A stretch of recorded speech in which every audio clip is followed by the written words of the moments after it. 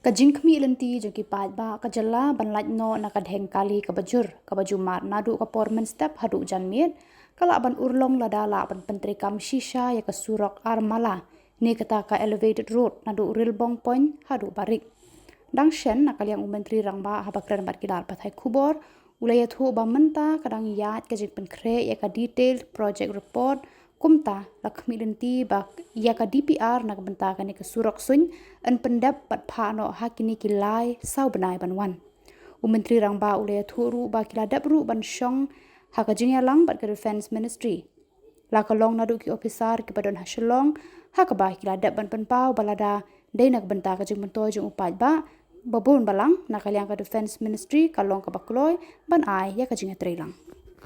So the DPR is ready. The DPR is now ready,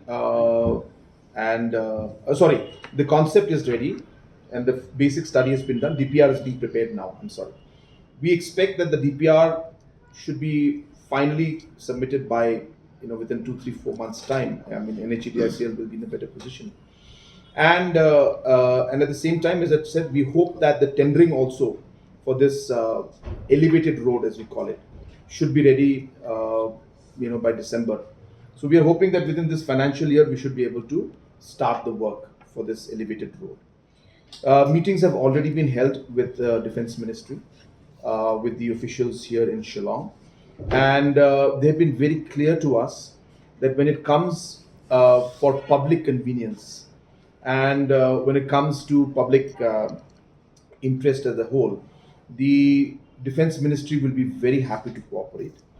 They have certain rules which they have in place in terms of the defense rules which are applicable throughout the country. Barring those rules, they cannot which they cannot compromise on.